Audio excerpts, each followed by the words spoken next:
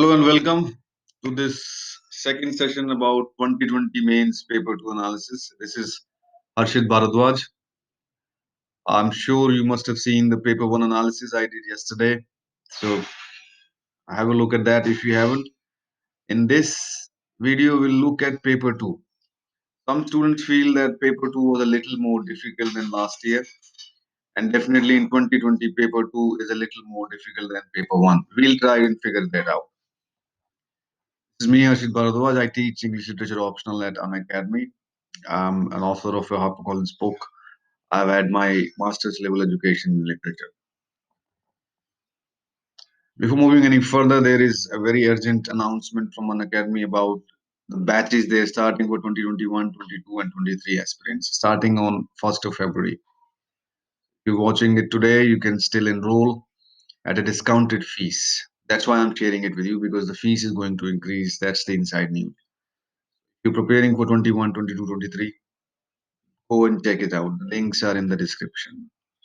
There is a 1 year GS batch starting on 1st of February for 2022, obviously. They are available both in English and bilingual. And some top educators like Mrinal sir is involved in these long-term batches. Then the 2 year batch is also there for 2023. Same thing, you get all the study material PDFs. Every fourth session is a dedicated doubts clearing session. Because I teach at an academy, so I know how it works. The doubts clearing sessions are very interactive. You can talk to the educators and talk as in during the live video. You can send in your questions and they'll answer it on the video.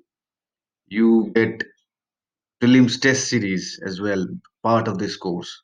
If you start this, you will be covered for everything. This is all you need, this 2 year GS batch for your preparation. They're also doing this NCERT batches to help you finish the static portion of the syllabus, right? Again, bilingual batches available, English only batches are available. And the most interesting batch that I find is it's this expert batches 2021. In this, the current affairs is covered. The answer writing for GS is covered. This is something for an aspirant if you have done the entire syllabus already, right? And you need to practice your writing. You need to practice your current affairs. That is a fantastic batch for you. Those who are working and cannot attend a full-time batch, this is the weekend batch for you, right? And in this course, your entire syllabus will be covered, so don't worry about it. And as I said, the fees is going to be increased. At the bottom of the screen, there is a 10% discount code. If you apply my code Harsh.Bharadwaj, so you get the 10% discount. So please do check it out because they are going to increase the fees very soon. Now, going back to the paper two. I did paper one analysis yesterday. This is the paper two analysis. First thing to understand is that the format of the question paper remains same. Out of 8 questions in 2 sections, you have to do 5. What is important is that you'll have to do 1 question from each section, which is the compulsory question, and then at least 1 question from each section. You cannot just do one compulsory question and the remaining 4 questions from the other section. Sometimes students do that. Students think they can do that they can just completely skip poetry part and answer all the prose questions of section B, right? So that you cannot do. You'll have to attempt at least 1 question from each section. And yes, answers must be written in English. I don't know, but I have been asked whether we can write the answers of English literature optional in any other language. You cannot do that. Section A of paper 2, compulsory question, is the poetry explanation question. So we have 5 poets in the syllabus, as you might know. W.B. Yeats, T.S. Eliot, W.H. Auden, Philip Larkin, and A.K. Ramanujan. So you'll get 1 question each from all these poets. So there is no rocket science there, but And they're also telling you the names of the poet in the brackets. You need to figure out the poem, right? So for example, this one's from WB8 says Byzantium.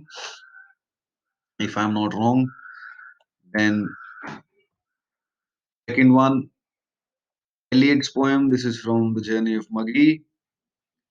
Third one, The Shield of Achilles by W.H. Auden. Fourth one, Afternoons by Philip Larkin. And the fifth one is that river poem, Two Rivers by A.K. Ramanujan.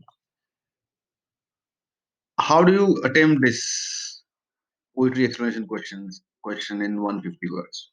First of all, I can tell you that this 50 marker is a compulsory question, as you know, and you should be looking to get at least 30 marks out of 50 in this question, at least 30. So out of 100 marks in the compulsory questions in this paper, you should be aiming to get at least 60, if not more. You can definitely get to 70, but 60 is I expect from every one of my students. 60 is the minimum you should be hoping to get. But of course, if you blunder in one of the questions, sometimes you're not able to identify the poem and you blunder. So that's straight away 10 marks gone. So aim to finish all these 10 questions, both the compulsory questions, all these 10 questions, and understand that you should be getting around between 60 and 70 out of 100 marks. And remember, if you're trying to get to 300, you need 150 marks in this paper out of 250. So if you're aiming to get 60, 65 from this section, all you need is how much out of the rest of the 150 marks? You're looking to get 80 or 90, 80, 85, 90. If you get 60, 65 here and 80, 85, 90 there, you're done. Getting 80, 85, 90 out of 150 seems like an arduous task, but so the building blocks of your score that will determine whether you'll get near to 300 or not is this compulsory question. Actually, both of them, the two compulsory questions. These are the building blocks. You fail these questions, you don't get around 60, 65, you're going to struggle to get anywhere near 150. And you can ask anyone who's attempted this exam that this is the make or break of your scoring. Moving on to the second question. This is the poetry and drama section. First one is discuss W.B. Yeats as a symbolist and romantic poet with specific reference to the poems in the syllabus. Now, we've had questions many times about W.B. Yeats as a symbolist or a myth maker, right? But this is for the first time I'm looking at the phrase romantic poet with specific reference to the poems in the syllabus. This makes it a little tricky, and I like this question because I like something innovative and original in UPSC questions. This makes you think. And this is testing both the modernism, your understanding of the modernism, and your understanding of the romantic poetry. What does it mean? What is a romantic poetry? Right. So the one poem that comes straight to my head, which you can use right away in this question, is Easter 1916. Easter 1916 has that romanticism. It romanticizes the idea of martyrdom. Uh, There is a line, that recurring line in every stanza, which is a terrible beauty is born, right? That line in itself is both symbolic and romantic at the same time. And this is the purpose of this question. You need to fuse these two, symbolism and romance, romanticism, not romance. So I think it's a good question to do. It's not very technically difficult, but it tests your knowledge.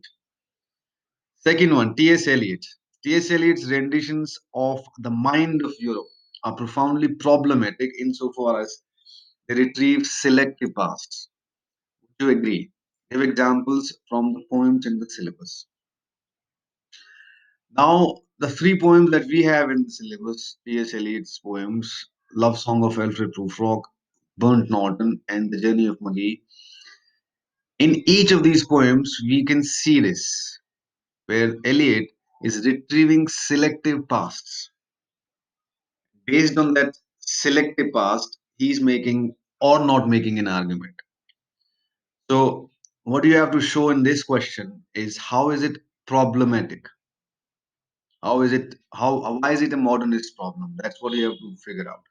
I would rely more on the journey of Magi and Burnt Norton because both of them, journey of Magi is directly recalling and retrieving a selective past about the birth of Jesus and the journey of those Magi. And Burnt Norton talks about a specific uh, past, a specific framework of past from Eliot's or speaker's own life, uh, where he's talking about what might have been and what has been, point to only one point, one direction, which is the present. So he's looking at a specific event in past, his visit to the Burnt Norton Manor with his fiance, and he is pondering upon what might have been things that didn't happen, but if they happened, what would that be? So this retrieval of selective past is a modernist problem because one, it tells you that a modernist mind or the mind of Europe is very uncomfortable with the present scenario. They're not able to acknowledge and accept the problems of the present.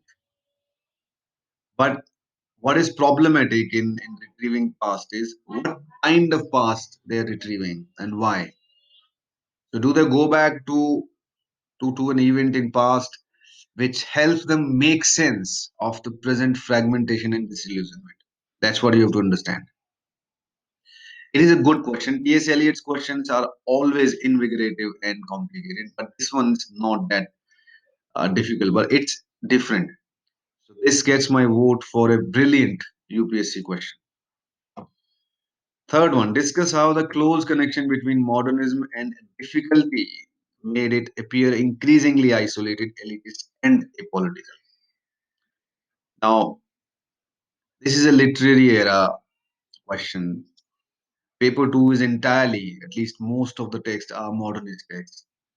You do not have understanding of modernism, you will not understand this paper, right?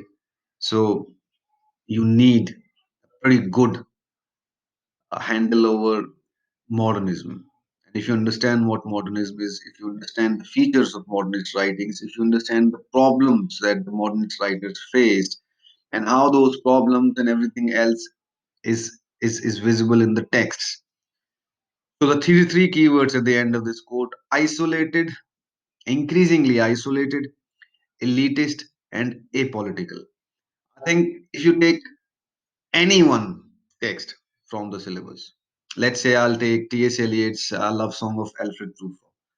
You can apply this quote on Alfred Prufrock, and you can prove how how it appears increasingly isolated, elitist, and apolitical. Now, the question actually, the quote actually is asking you to the close connection between modernism and difficulty made it. So the difficulty of modernism, the inability to really express what it meant to live in that period, what it meant to be a modernist author, that difficulty. So Alfred J. Prufrock, T.S. Eliot did not want it to become an isolated, elitist, and apolitical uh, thing. He just wanted it to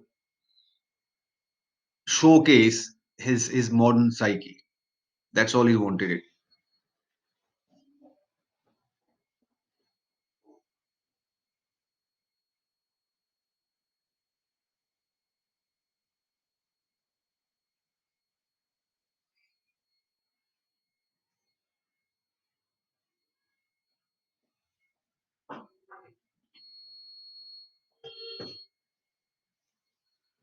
Right? Sorry for the little pause. It's not a bad question. You can apply this on Alfred J. Prufrock. You can apply it on definitely Mrs. Dalloway. Again, looks very increasingly isolated, elitist, and apolitical. Right? So pick any couple of texts and you should be able to do this question. But as I said, it requires you to have a pretty good understanding of modernism, which you must have to tackle this paper. Question number 3. I should repeat that neither the private person of the poet, his psychology, nor his so-called social viewpoint are to come into question here.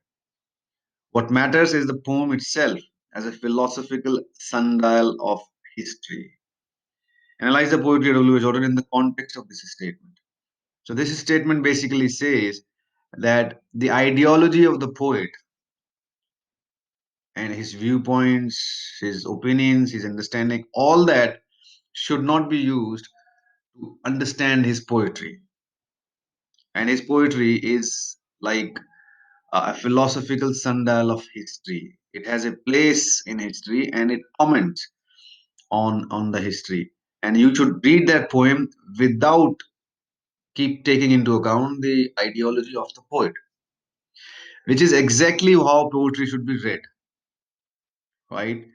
As I said, if you read a poem, just read the text and try to make sense of it, how it fits in within the context of history. Then you'll understand that poem better.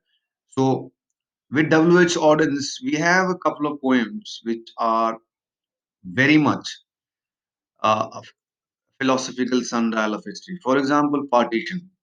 It comments on a very important event in the history of India and Pakistan. We also have Shield of Achilles that you can use like this. And the question is basically asking you, can you interpret and understand these poems without taking into account the ideology or the opinion of W.H. Auden? Can you just read those poems and try and understand how they stand as philosophical sundial of history? Right? Different question. All these quotes based questions can sound difficult, but you read the quotes a couple of times and try to figure out what exactly are they trying to ask. And then you find relevant poems or texts from the syllabus to make sense of this. Philip Larkin's poetry tentatively explores the possibility of positive meaning in life. Elucidate the statement with a few illustrations from the prescribed poem. Now, this question of Philip Larkin is a different approach than what they have taken in last, I don't know how many years. Normally, when they ask about Philip Larkin, they ask about nihilism, they ask about the saddest heart in the post-war supermarket. They ask about all the gloom and doom and all the negative realism that surrounds Philip Larkin's poetry. And students read Philip Larkin's poetry in that manner. They're trying to figure out why it's nihilist, uh, why it's negative, why it's all those things. This question is asked coming from the other stream. Possibility of positive meaning in life. But make no mistake, there are a couple of keywords here that should be accounted for. One, tentatively explores. Second, the possibility of positive meaning. So they're not saying that Philip Larkin's poetry is positive. They're saying he tentatively explores and tentatively explores the possibility. So you have to keep this in mind while tackling this question. Good question. Third one. Poets of the 30s are critical of their present and nostalgic for irretrievable past. Argue for or against this statement with specific examples from the poets of the period. Now, the poetry of the 30s is a relevant secondary topic. Now, what I'm seeing in this paper is there are a lot of impetus given on the secondary topics. Secondary topics are not left out. Poetry of the 30s, we've had this question, then the question about modernism. So they're covering all those, and they'll do more in the later part in the prose section. So we only have one poet of the 30s in our syllabus. W.H. Auden. The 30s poet or the poets of the 30s, it was a group. It was an informal, casual group of poets. And W.H. Auden was part of that. T.S. Eliot was not, and W.B. Yeats was not. So don't mistake it for the poetry written in the 30s. 1930s. Because if you take that line, then Journey of Maggie was written in 1930s. Some poems of W.B. Yeats were written in 1930s. So don't go there. This is, you can only use W.H. Auden's poem here to argue this statement. And it's a 20 marker. So it's a good one. So good understanding of the secondary topic. Question number 4. While Look Back in Anger represents the problems of working class life, it is conservative in its representation of women within that milieu. Would you agree? So basically, this question is asking you to do a feminist reading of Look Back in Anger. It's as simple as that. It has been done before, and if you've done your secondary topics, feminism, Marxism, psychoanalysis, post-colonialism, then you should be able to tackle it easily. A.K. Ramanujan's poems are perfectly balanced between critique and nostalgia for lost pasts and homelands. Discuss with reference to the poems in the syllabus. When we read A.K. Ramanujan, nostalgia and rejection are two keywords that we have to understand well. This question has added a keyword critique. So that is quite relevant with rejection. Rejection and nostalgia, here they're asking critique and nostalgia, balance. You can take any of the 5 poems and make your point. Waiting for Godot is a profound meditation on the triad of arrival, waiting, and death, with emphasis on the despair yet necessity of waiting. This is a fantastic question because normally Waiting for Godot question either focuses upon the idea of nothingness or the structure, cyclical structure, or the two-act structure, or the asymmetrical symmetry. Here, the question is focusing on the core philosophy, what Samuel Beckett is trying to do. So this triad of arrival, waiting, and death. Read it like birth, waiting, and death, with emphasis on the despair yet necessity of waiting. So you'll have to work and find out why the waiting part of this triad has been exaggerated to make a point. And what point is that? Because the most of the play, not most, all of the play is focusing on the despair yet necessity of waiting. If they are so acting out of despair, then why necessitates waiting? This is where this existentialism and the myth of Sisyphus and the absurdity of life comes in. So you need to understand existentialism, absurd, theater of absurd, myth of Sisyphus to counter this. That why waiting becomes the primary focus area of our life between in the triad of birth, waiting, and death. Why waiting becomes life, right? Very good question. I would say this question number 4 is a difficult one, and the middle section B part, Ramanujan's question is easier one, but the A and C, they're scoring questions, very scoring questions, but I don't think most students would find it comfortable. Now moving on to section B, prose section. Answer all of the questions, all of the following. In Lord Jim, Joseph Conrad presents the theme of isolation and search for identity.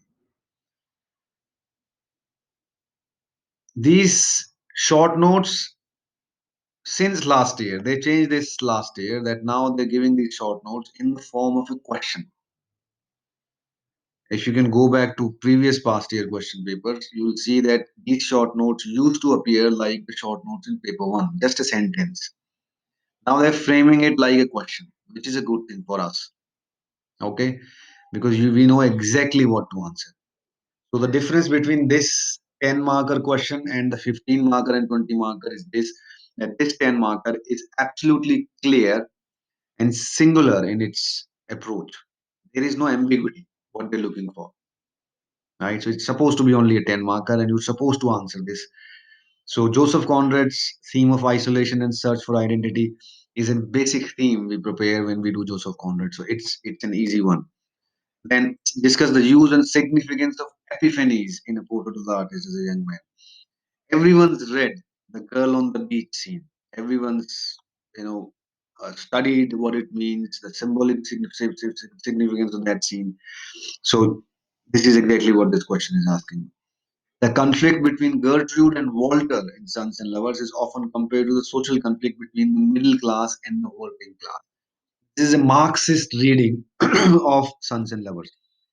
Very new. I don't remember seeing the Marxist reading of Sons and Lovers, but I teach it in my class. I try to do a Marxist reading, a feminist reading of every text, because these two they can ask for any text. You should be prepared. You should know how to do a Marxist reading or a feminist reading. Next one. For the next 35 years, he was to be a wanderer with no place he could call his own, with no family except that which he was to attempt to trade out of the engulfing world of the Tulsi. Discuss the significance of the statement with reference to the novel. Now, if you look at this statement, you can apply this statement in its entirety to the life of V.S. Naipaul himself, not just Mr. Biswas, but you can apply this on the life of Mr. Biswas, and it's a pretty straightforward quote. You just need to apply it to Mr. Biswas's life and show how it is relevant, right? Next, discuss the social and political context of human behavior in a passage to India. Primary way of tackling English literature syllabus is to always look at every text in the syllabus from socio, political, cultural, and historical context. Every text. That's how I teach every text, right? As I keep saying that it's not just a test of your literary knowledge. It is a test of how you understand things in their entirety. How a classic text written in 1924 called A Passage to India, what are the social and political contexts of this text? So this study asks you to go out of the text and bring into perspective the socio-political atmosphere at the time. 1924, freedom struggle of India was at its peak, right?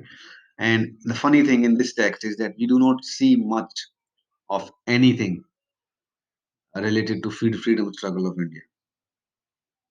Okay, so it's a good question, nice and tricky one. Moving on to question 6, Lord Jim is predicated on dramatizing the process of Marlowe's discovering the subtleties of another character. The epistemological problem of how we can possibly understand and empathize with another character. It's a very, very good question, and I say that UPSC gives one or two questions which are just beyond everywhere. This is that question. I actually taught this question last month. Not this question, but this idea last month. And this comes from when how do you study something like this? How do you understand this? So when you look at Lord Jim and you look at the narrative technique of Lord Jim, they have asked a lot of questions on the narrative technique of Lord Jim. And when I'm teaching anything stylistics, anything technical about a text, whether it's structure, whether it's naming, whether the naming of the characters, whether using different symbols, metaphors, I always ask, why do you think the author is doing this? Why this narrative technique?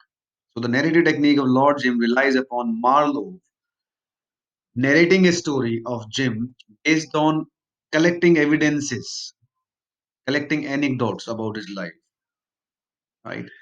One way of telling this story was just to narrate it. Right? Marlowe could have just narrated it. But everything that he's talking about Jim's life, he gives an alibi. He gives an anecdote and he brings in a person. That such and such told me so. Such and such told me so. So he needs to bring credibility to everything that he's talking about. And why? Why do you need credibility? In the Victorian literature, this doesn't happen. It doesn't happen. A narrator just says whatever he has to say, and we have to believe it. But here, Marlowe and Joseph Conrad, they are self-conscious of their unreliability as a narrator, which is very much a modernist concept. So this whole dramatizing the process of Marlowe discovering the subtleties of another character. What does it mean? The next part of code is the epistemological problem, how we can possibly understand and empathize with another character. Marlowe is pointing to a fact that, excuse me, that we cannot know enough about a character, about any other person to judge that person. We can only know enough, but not enough. Only know that much. So this whole process of this narrative technique, Marlowe is telling us that this is how much what it takes to be able to understand even a fraction of someone's character. So it's a fantastic question, amazing question, and I wish I could see some answers written by students. What do you have to write about this? But it's an amazing question. Next one, Stephen Dedalus articulates an aesthetic framework that is problematic. At the same time, it seems to promise him freedom from Ireland. Would you agree? So they're basically asking that the aesthetic framework that gives him freedom from Ireland, why is that problematic? Hmm? Why? What's the problem in that? The problem in that is that meant him to let go and reject all the ideologies he grew up with. So he rejected everything. He rejected social, political, cultural, and religious ideologies. He rejected all of them and basically saying that all that is bullshit. And if I need to be an artist, or if anyone needs to be an artist and an original thinker, then all these ideologies are problematic. So he proves the problems in accepting the ideologies as they are. Right? Good question. Critically analyze representation of colonial and the post-colonial with reference to novel Kantapura. It's a post-colonial study of Kantapura, as straightforward as it can be, but they've never asked a post-colonial question about Kantapura like this so directly. The furthest UPSC has gone in previous years is to talk about the subaltern theory, not directly about colonial and post-colonial references. So this question number 6 is an amazing question. I think anyone who has the courage and preparation to do this question will score good marks. I don't think uh, it's as difficult as it sounds. Question number 7: the representation of women in Sons and Lovers, especially Paul Morrell's two love interests, Mariam and Clara, is problematic insofar as they exist primarily to help Paul work out his existential angst. Argue for or against this statement with example. This might again sound very much like a feminist reading of Sons and Lovers. So what this question is saying that Mariam and Clara only exist in this novel, help out Paul as the soundboard of his existential angst. That they do not have a character of their own, they do not have a standing of their own as characters. They are simply Paul's soundboard. So you'll have to do a feminist reading of it. You'll have to figure out whether Mariam and Clara play any significant role in the novel or story, or they are simply what this question is asking you to accept. So it's a feminist reading of this novel, focusing on Mariam and Clara, right? Good question. Normally, Sons and Lovers, we talk about psychoanalysis, Oedipal complex.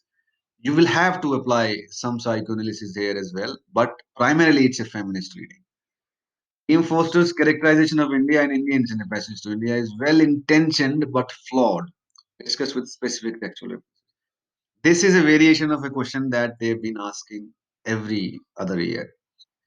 They asked this question that Ian Foster was a liberal, but he could not do justice to the Indian scenario because of the complexity of colonial narrative. So even though he was liberal and he wanted to tell a neutral story, he could not do it because of the complexity of the colonial narrative. The same thing is being asked here. Instead of liberal, they're saying well intentioned, and they're saying it's flawed. So you have to find out why it is flawed, and the answer is it's because of the complexities of the colonial narrative. He grew up in as a colonizer. He grew up in Britain at the peak of British Empire. He grew up with that Orientalist superior Western mindset. So even though politically he was liberal and he had some sympathy for the colonies India and Indians. But he grew up. So it's if you understand master and slave dialect, the master can never understand what slave goes through because by definition he is master. That's why Cyril Fielding and Dr. Aziz cannot be friends because in the premise they are in, the colonial premise, one is master and the other one is slave, right? So you use this complexity of colonial narrative to answer why it was well intentioned but flawed, and you give examples. So fantastic question, but the variation of they've been what they've been asking. Mrs. Dalloway is a complex rendition of modernist desires and anxieties in its portrayal of life impacted by World War One. This again requires you to have a solid understanding of modernism. So in this paper, unlike previous year papers, I have seen the word modernism or modernist more than 3 4 times. Never happened before. So I like this because this is a modernism paper primarily, and they should test us with our understanding of modernism. So unless you know what modernist desire and anxieties are, you won't be able to tackle this question. But I guess if you're preparing, you should know. Question number 8. Indians can write in English, but they cannot write like the English. Rather, Indian English must become a distinctive and colorful dialect of the language, which time alone will justify. This is from the foreword of Kantapura, or what Raja Rao believed the problems of using the English language to tell an Indian story is, and how he uses English language to tell a very Indian tale, and how he modifies it, what he does, what how he creates that distinctive and colorful dialect of the English language. How he does that. That's what you have to focus on. This is a standard Kantapura question.